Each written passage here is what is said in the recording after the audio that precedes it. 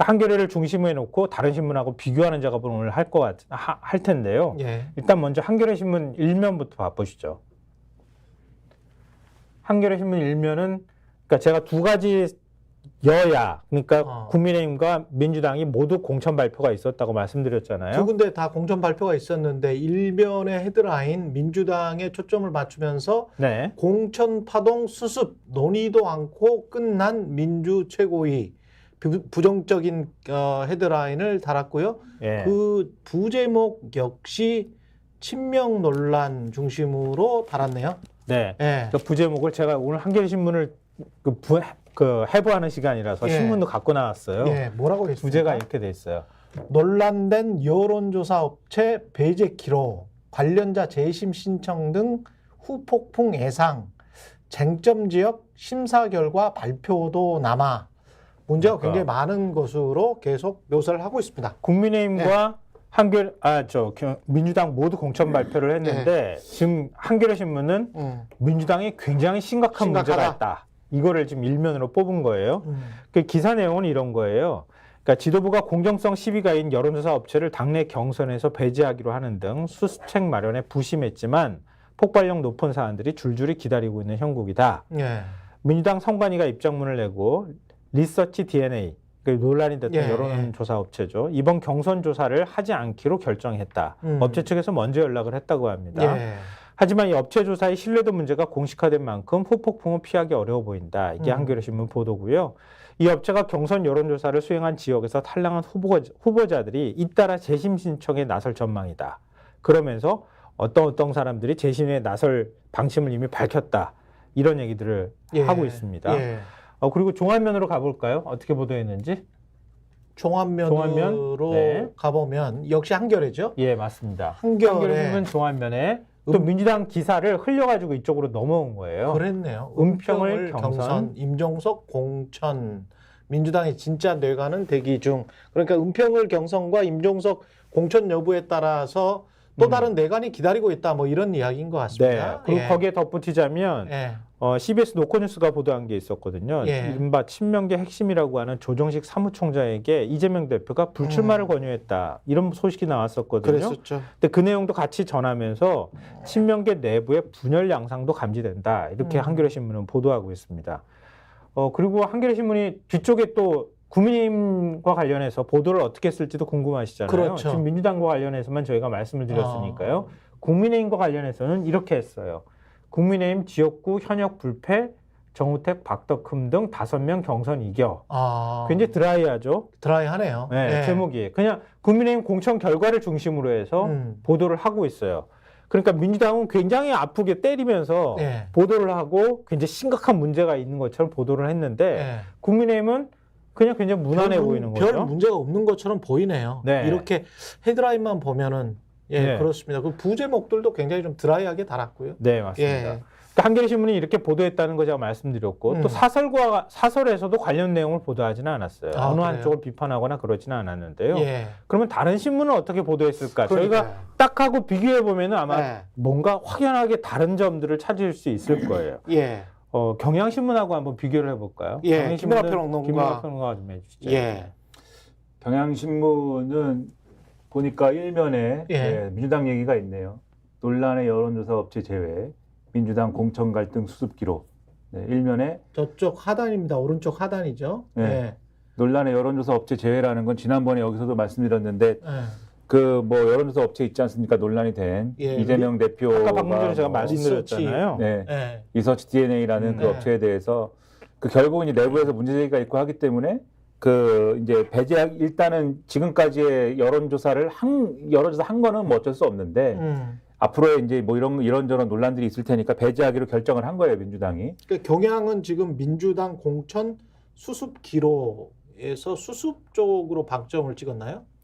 일단 일면에 그렇게 실었고, 근데 이제 이 일면에 그렇게 실은 거에 넘겨보면은 뭐라고 했습니까? 3면에 가면은 그러면은 여당 소식이 있는데 여당 소식의 제목은 돈봉투 논란 정우택 의원직 상실 김성교 확정입니다.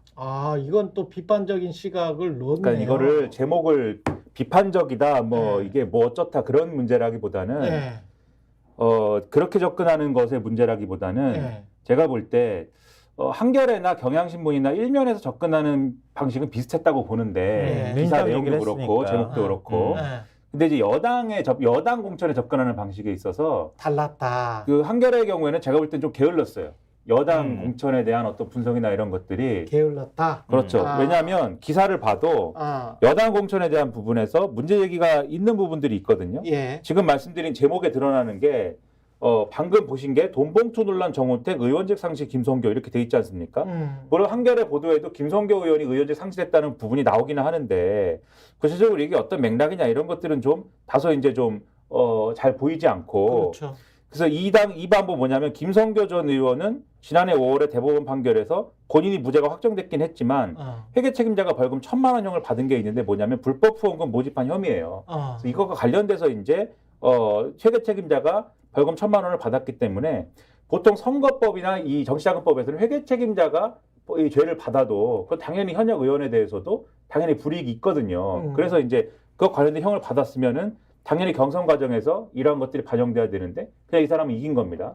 그 다음에 돈봉투 의혹은 이거는 다른 언론들 다 봐도 경향신문만 사실은 이 중요하게 언급을 하고 있는데 정호택 의원의 경우에는 지난 14일에 한 충북 지역 언론사 보도로 2022년 청주 한 카페 사장으로부터 돈봉투 받는 장면이 담긴 CCTV 영상이 공개된 바 있습니다. 근데 여기에 대해서 정호택 의원은 돈봉투는 바로 돌려줬고 공식 후원금으로 회계 처리했다. 그리고 이거는 정치 공작이다. 이렇게 주장을 하고 있어요. 근데 받은 시점에 이미 문제가 되는 거 아닙니까? 그렇죠. 그럼 이게 경선 이전에 걸러지거나 경선 과정에 반영이 됐어야 되는데 그렇지 않은 게 그냥 어쨌든 통과된 거 아니냐. 현역이 이기는 걸로. 이렇게 볼 수 있는 부분인데 예를 들면 이런 것들이 중요하게 반영되지 않았다라는 것을 보여주는 내용이라는 거죠. 그러니까 지금 한겨레 신문도 기사 안에는 뭐 예를 들어서 지난번에 이제 형 확정 판결 받았던 적이 있다라는 거나 이런 거는 간단하게 언급을 하긴 했어요. 예. 근데 경향신문은 지금 국민의힘 공천에서 무엇이 문제가 되는지 지금 국민의힘이 시스템 공천이라고 얘기하고 도덕성을 검증하겠다고 얘기를 하고 있잖아요. 예. 오히려 민주당을 8.6 운동권 청산론을 제기하면서 민주당이 비도덕적인 집단인 것처럼 얘기를 하고 있잖아요. 예. 이재명 대표 지금 사천하고 있다. 그러니까 도덕적이고 아니면 뭐 막말하거나 이런 문제 있는 사람들 다 공천하고 있다. 그냥 묻지마 친명 공천하고 있다 이렇게 얘기를 하고 있는 거잖아요. 근데 국민의힘은 자기들 검증을 안 하고 있다는 얘기가 되는 거란 말이에요. 그렇죠. 그러니까 예. 김성교 전 의원이 누굽니까? 김성교 군수라고 아마 아시는 분들이 있을 것 같아요. 양평군수. 양평군수. 네. 양평군수가 본인이 또 윤석열 대통령이랑 친하다고 시절에 자랑하고 친하다고 막 자랑했던 그분 그 아니에요? 인물입니다. 그 사람이죠. 여러 가지 의혹이 있습니다. 네. 여주지청장 내려가서 그렇죠. 그 국정원 댓글 사건 수사하다가 밀려가지고 자천돼서 여주지청장 갔을 때 그때 윤석열 검사가 그 양평 군수였잖아요. 김성규 전 의원이. 예. 양평 군수였고 그 당시에 관계를 맺었다. 그리고 지난 그 대선 유명한 때 공공지구. 그렇지. 공공지구. 그거 공사할 때 허가 네. 계속 내줬던 그 네. 당사자인 군수였단 말이에요. 그렇죠. 그래서 지난 대선 때 굉장히 시끄러웠단 말이에요. 예. 근데 그 사안이 아니라 다른 사안으로 예. 그러니까 불법 후원금을 받았다는 것 때문에 그것 때문에 기소가 돼서 저 대법원까지 갔다고요. 갔는데 회계 책임자는 책임이 있어서 벌금 100만 원 이상 형을 선고받아서 회계 책임자는 유죄 판결을 받았는데 김성교 전 의원은 난 모르는 일인데요. 그래. 그래가지고 그게 인정이 돼서 네. 빠져나갔어.